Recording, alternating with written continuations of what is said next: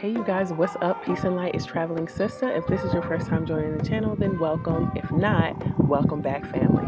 So, as promised, I am delivering a part number 2 on the acquisition of land here in Tanzania, and just answering general questions. And what I really want y'all to understand is that by no way, shape, or form am I any type of professional or authority on the subject matter of owning land or acquiring land here in Tanzania. I'm just here to serve as a guide and to kind of point you in the right direction if this is something that you're looking at doing in the future. So I'm recording this on my computer, and I'm going to be looking down periodically at the actual website, just different websites, which I will also link for you guys in the video. And hopefully I'm gonna try this new little software out and see if I can record this while I'm doing it. Okay, so y'all can kind of like read along at what I'm doing. Okay, so to jump right in and ask the very first question, which is probably one of my most popular questions that I get, is can foreigners own land here in Tanzania? And the simple answer is no. All right. Technically, foreigners cannot own land in Tanzania. Tanzania Investment Act allows foreigners to purchase land for investment purposes. They cannot buy land for their own personal use. However, if you are a foreigner and want to own property, you'll need to purchase it through a Tanzanian national. Keep in mind that they'll actually own the rights to the land. Okay, so basically, to just break this down, you can't own land as a foreigner. You yourself are not allowed to purchase land here in Tanzania. You are able to purchase land through a Tanzanian national. Like, okay, say for instance, I'm just coming out here and I have a friend that's a local Tanzanian person that I've built a friendship with, that I've built a bond with over time, and I trust this person. This is the most important thing, okay, that you really gain a trust with this person, because ultimately they will own the rights to the land. So, y'all go scope out some land together, y'all agree on a price and everything, and you purchase the land, whether that's you wiring the money to their bank account or, however that's going to happen. They're purchasing the land in their name for you. Some people are very uncomfortable with this, and that's for obvious reasons. If they decide that they don't like you anymore, or if y'all have a falling out or something, whatever, anything could happen, and they could just seize the land from you and say that you're on their land illegally. I personally haven't seen this happen, and that's one way of doing it, but that is the most risky way. You're basically at somebody else's mercy. Like, what I'm saying? You don't have no control over someone else's emotions or what they are going to decide to do in the future.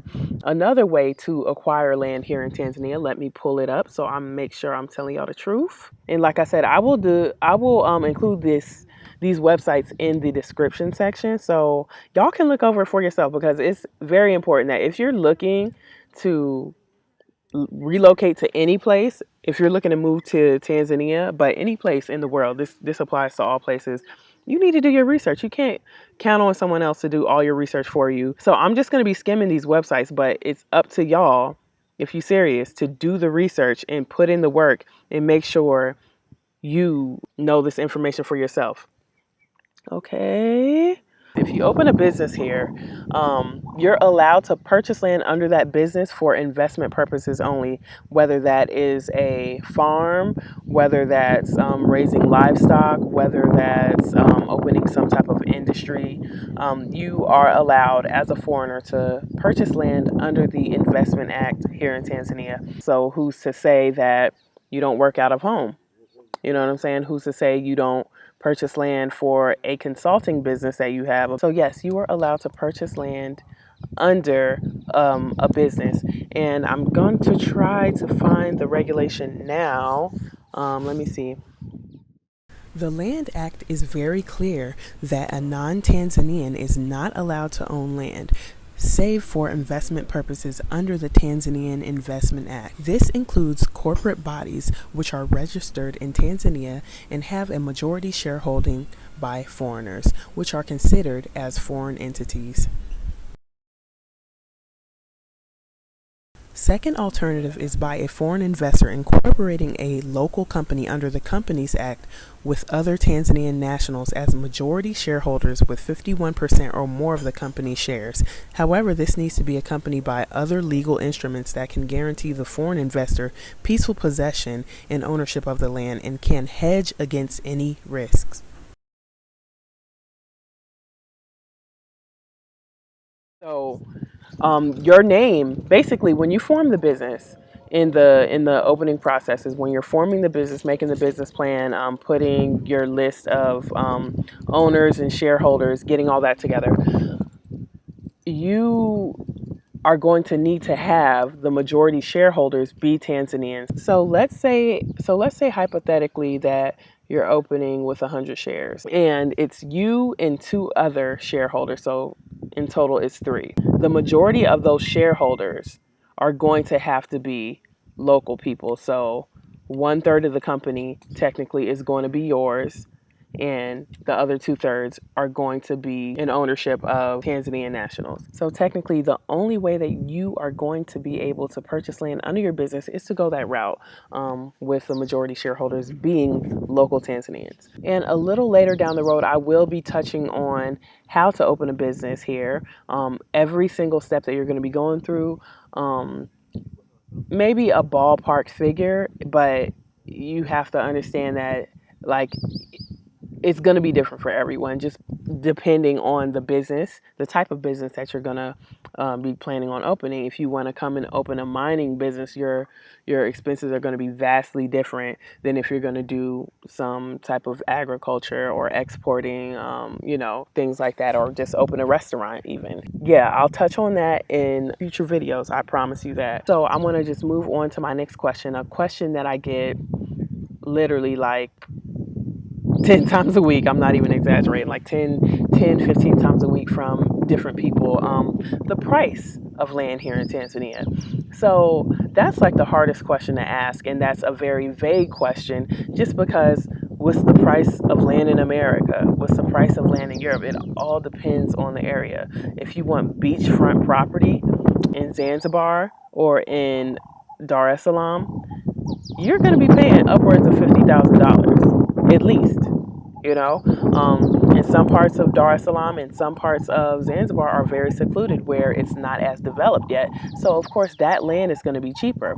I've seen land that ranges, even here in Arusha, for one, people who own this land, they set their price. So if you have someone who's wanting to sell their land, but they really have an emotional attachment to it, like they really don't want to sell it, but they strap for cash or something like that, then, they might have like a high price on it because it's like so near and dear to their hearts. I've seen land for like $100,000 here, like 3 or 4 acres. It was a decent size land, but it was definitely like over $100,000, and I was just blown away. Like, what you smoking?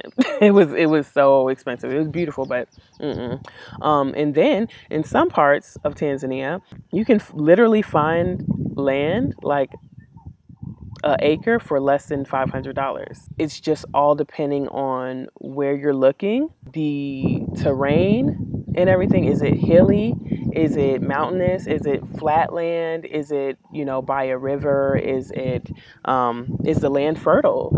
Is it something where a lot of vegetation can grow, or is it in a very like humid or arid climate where there's not a lot of moisture? What type of land is it? Where is it? Is there a lot of development around? So I can literally give that broad range of per acre anywhere from $500 all the way up to 150,000, and any and everywhere in between.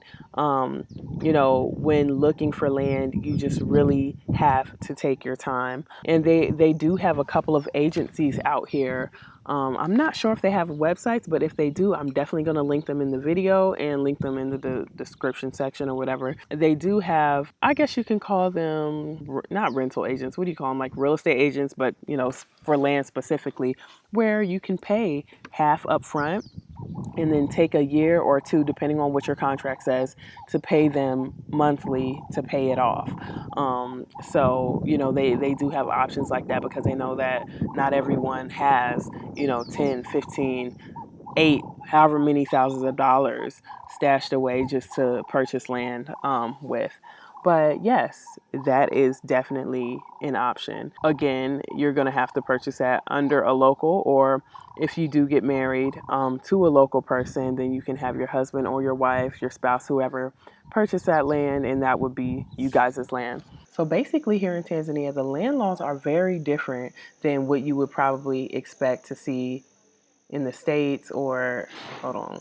So anyways, the land laws are very different than what you would expect to see in the States and things like that, because the bottom line is that no one can technically own land here in Tanzania. And I will explain what I mean by that, all right?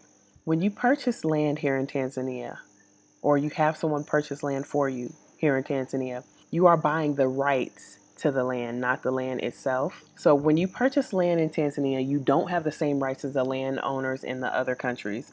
There are several laws governing land use and ownership, and these links right here are to the actual the legal policies, the Land Act number 4, Tanzania National Land Policy 1995, and the Village Land Act number 5 of 1999. And I'm going to also put those links in the description section below.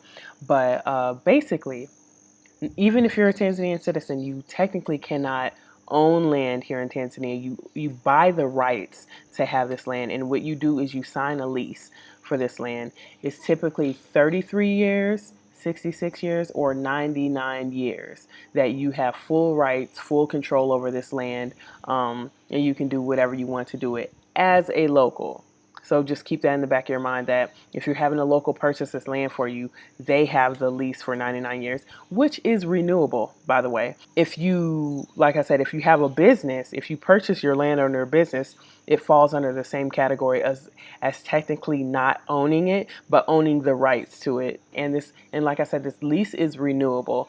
There have been families of Mzungus here, okay, Europeans or non-black people who have owned land or who have held on the rights to land here for well over 100 years. Because what they do is they acquire the land, they acquire the lease for 99 years, they pass that lease down to their children, and their children renew it for another 99 years, and so on and so forth. Now, with the local people here, with the local population, I have never, ever seen a local family have to renew their lease on their land, because even though it is the law and it is written down, it's in the book, I've never seen that, and that's a lot. You'll see that a lot with local people here in Tanzania, where no, this land has been in my family for 100 years, for 50 years, for X amount of years.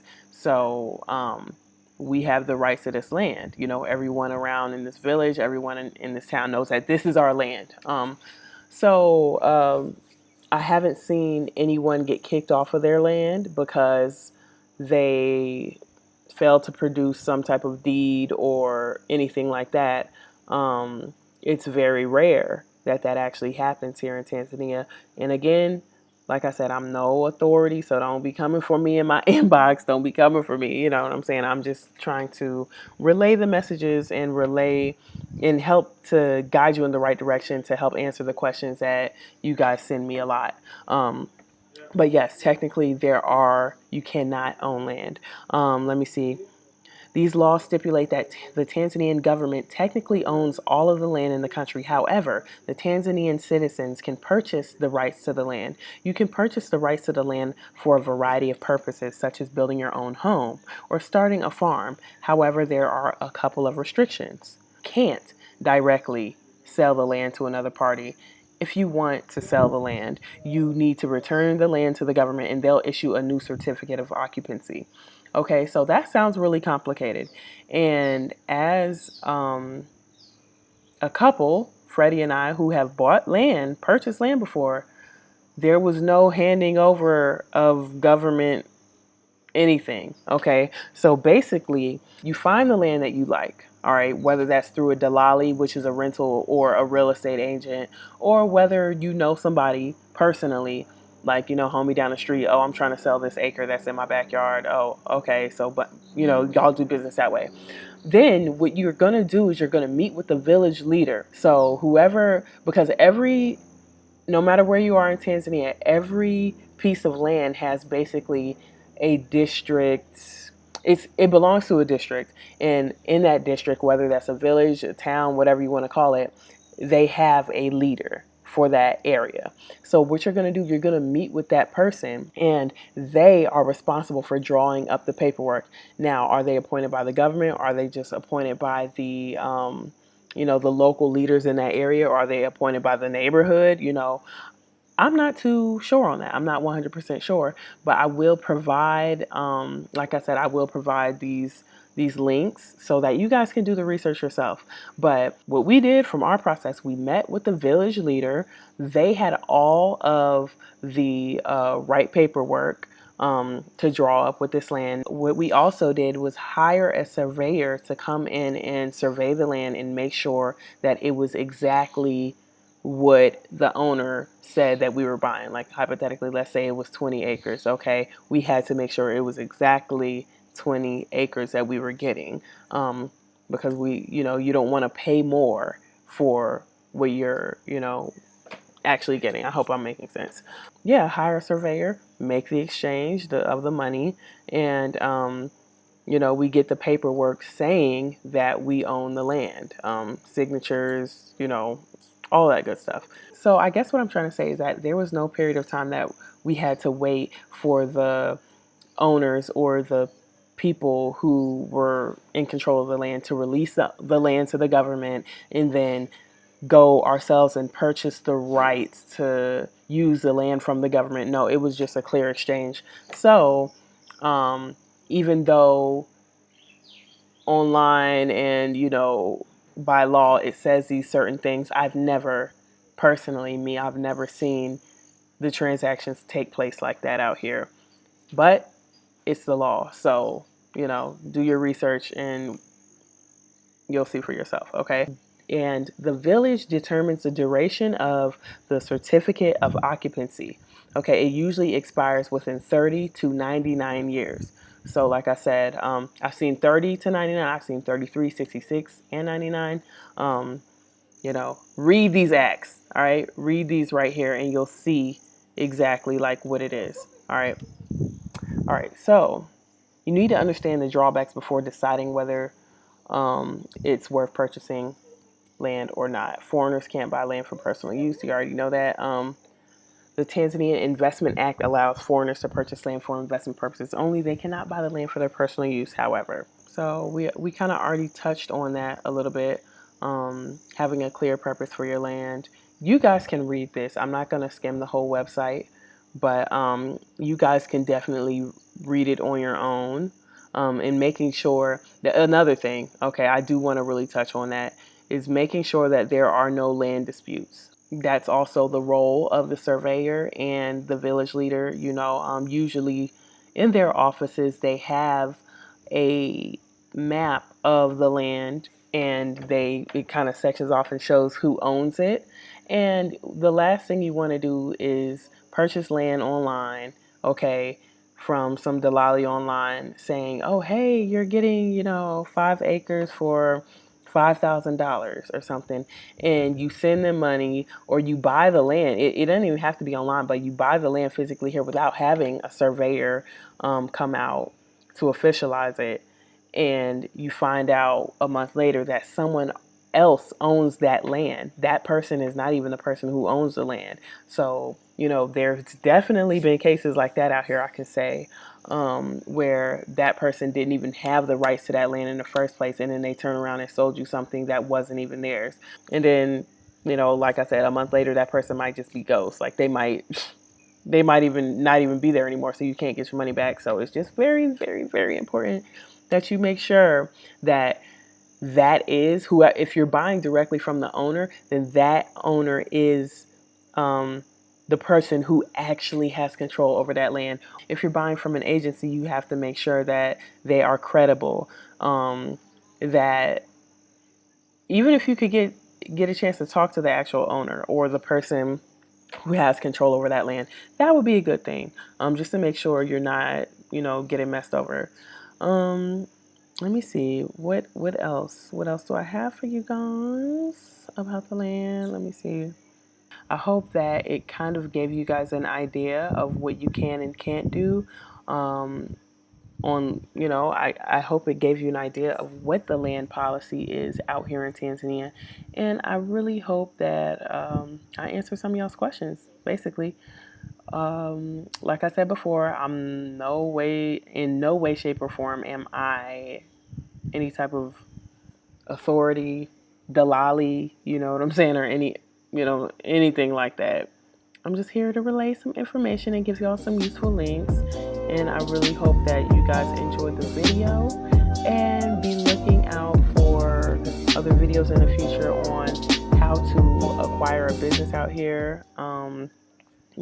What that whole process is looking like. I can't promise you when that will be up. I'm still trying to see if our lawyer will come on camera and give us a full breakdown of that process. But y'all already know. All right, until then, I love y'all. Peace, peace.